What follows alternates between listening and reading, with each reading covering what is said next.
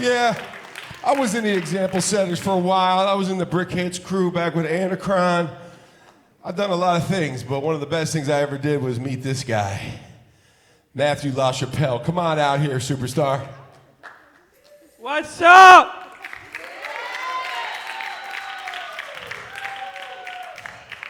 How you doing? Matthew was my apprentice his senior year, second semester at New Trier High School. What year was that, Matthew? That was in 2005. 18 and a half years later, we're still rocking. Well, I would say my favorite memory of that was I came to this great company from this video you're gonna see. I remember when I came to a theater, I met Stella. I still remember it. She wasn't alive when No, you started. But here's the thing. You brought that love to this place, and you are Odysseus, who started his own Odyssey by Homer, and he is Odysseus who made this place happen. You heard it here. My hype man. I thought I was your hype man. He just out-hyped the hype man.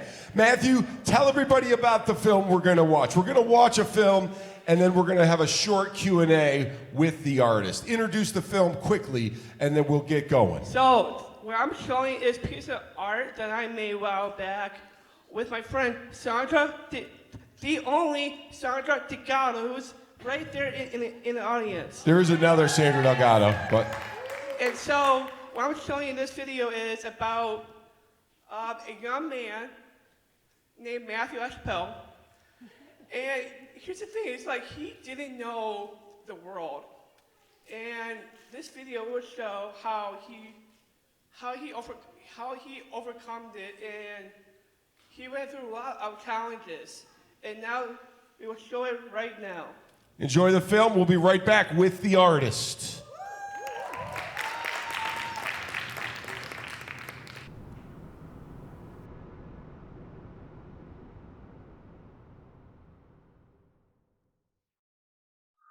Are you guys ready for this great story about an 8th grade dance I was in?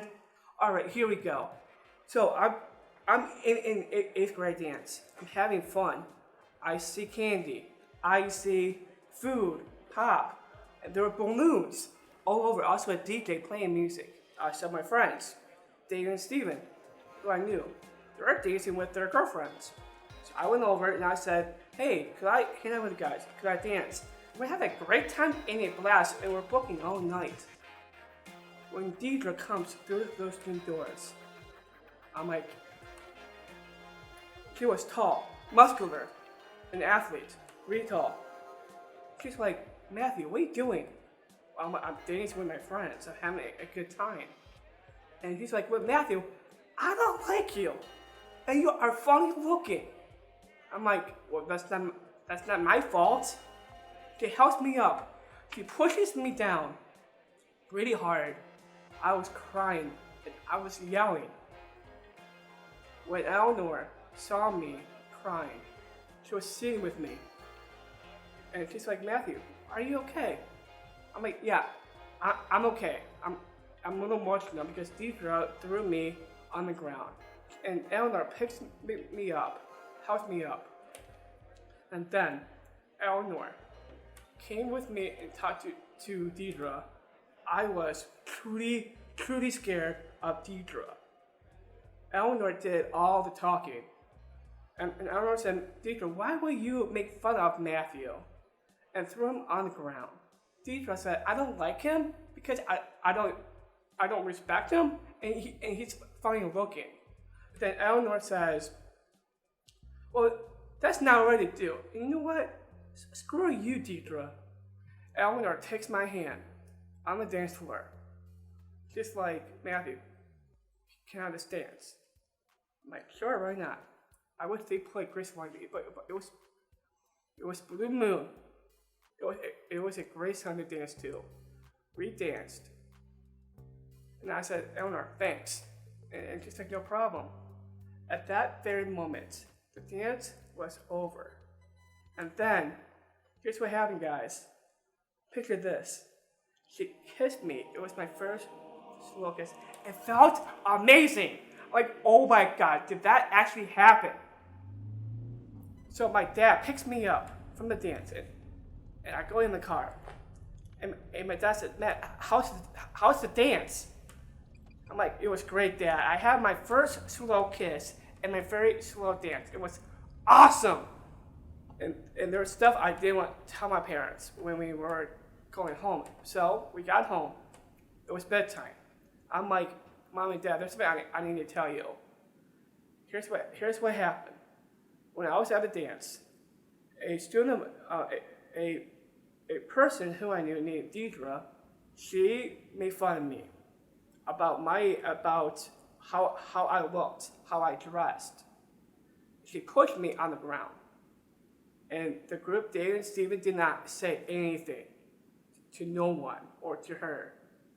And then my parents said, Matt, she's a jerk. Mom, Dad, she's a major jerk.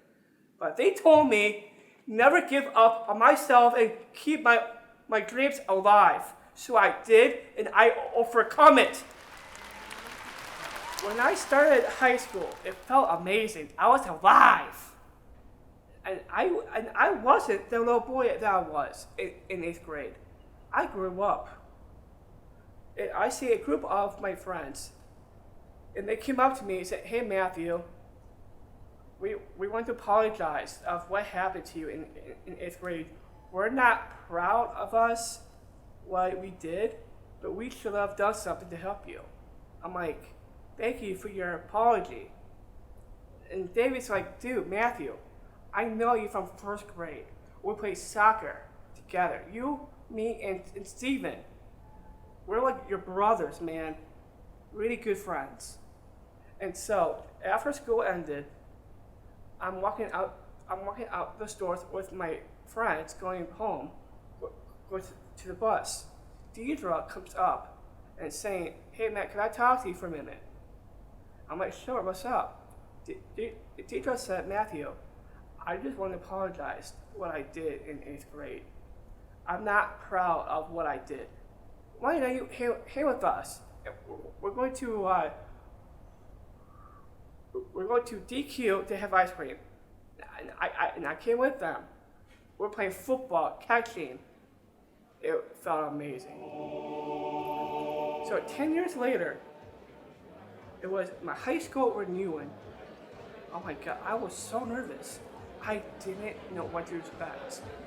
I'm like, my stomach was hurting because I was so nervous. When I went in those stores to the bar had drinks, everything. They were talking, hanging out. And then go in, and I'm hearing my friend Deidre saying, Matthew, come on, man. Let's go have some drinks. I got my first drink. It was a margarita. I didn't have to pay for anything. They paid for me. I see my friends. And they said, L Train! LaChappelle! What's up, man? I'm like, what's up, guys? But at that very moment, everything came to place. I felt like I was part of the group. So when I started 8th grade in high school, I knew I was different. I just didn't know how to react to it. I had an extra chromosome that I didn't understand. And I didn't know that I had Down syndrome. What I went through, every moment, I was weak. I couldn't walk, couldn't talk. I had to use sign language. I had things on my legs. It felt like hell. I was in hell. But the reason why I'm talking now is I never stopped talking. And that's how I got a speech therapist helping me to talk. I would never give up on myself, my hopes and my dreams. I will never stop dancing because I'm a dancing machine and I'm an actor without syndrome. If that won't stop me, I will never stop dancing.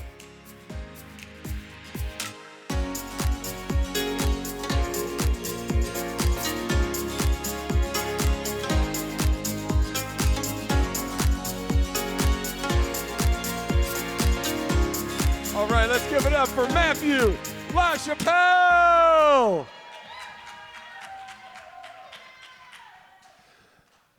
I just want to say about that video. Every time I see that part, I cry. Every single time. But now, I'm better than I am now. That's why I was in my first pilot on a TV in screen. Tell everybody a little bit about your hopes and dreams, Matthew. Well, you kind of did that one. Right? We just talked about it. Tell us about your hopes and dreams. Well, my hopes and dreams came true.